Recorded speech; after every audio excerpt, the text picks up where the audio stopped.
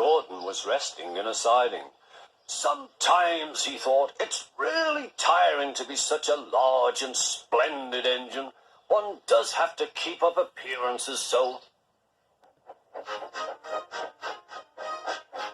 Peep, peep, peep, peep. Hello, lazy bones, whistled Henry. What cheeks, spluttered Gordon. That Henry is too big for his wheels. Fancy speaking to me like that. Me, who has never had an accident.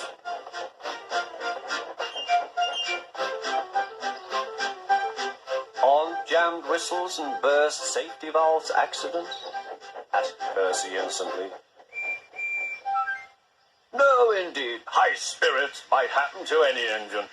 But to come off the rails like Henry did, well, I ask you, is it right? Is it decent? Then it was Henry's turn to take the express. Gordon watched him getting ready.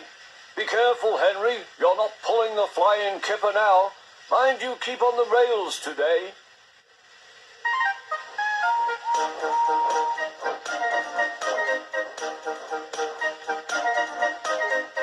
Henry went off in a huff, and Gordon yawned and went to sleep. But not for long. Wake up, Gordon, said his driver. A special train's coming, and where to pull it? Is it coaches or freight cars? Cars, said his driver. Cars, said Gordon. Puh. Gordon's fire was slow to start, so Edward had to push Gordon to the turntable to get him facing the right way. I won't go, grumbled Gordon. Don't be silly, puffed Edward. At last Gordon was on the turntable. The movement had shaken his fire. It was now burning nicely and making steam. Gordon was cross and didn't care what he did. He waited till the table was halfway round. I'll show them, he hissed. He moved slowly forward to jam the table, but he couldn't stop himself and slithered into a ditch. Ooh, she hissed. Get me out! Get me out! Not a hope, said his driver and fireman. You're stuck, you silly great engine. Don't you understand that? They telephoned, said Topham Hatt. So Gordon didn't want to take the special train and ran into a ditch. What's that you say? The special's waiting. Tell Edward to take it, please.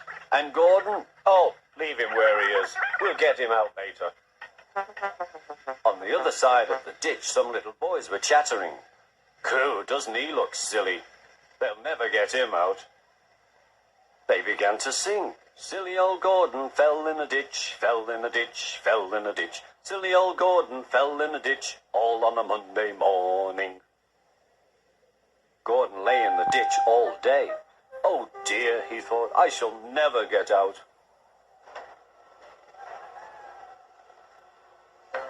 But that evening they lifted Gordon and made a road of sleepers under his wheels to keep him from the mud. Strong ropes were fastened to his back end, and James and Henry, pulling hard, managed to bring him to safety.